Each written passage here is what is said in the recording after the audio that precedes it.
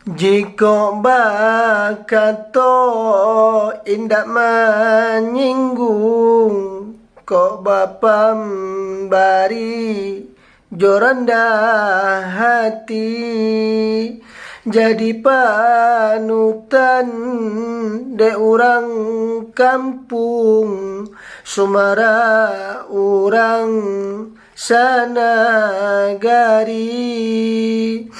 Jika bakato indak menyinggung, kau bapam bari joranda hati, jadi panutan de orang kampung, sumara orang sanagari,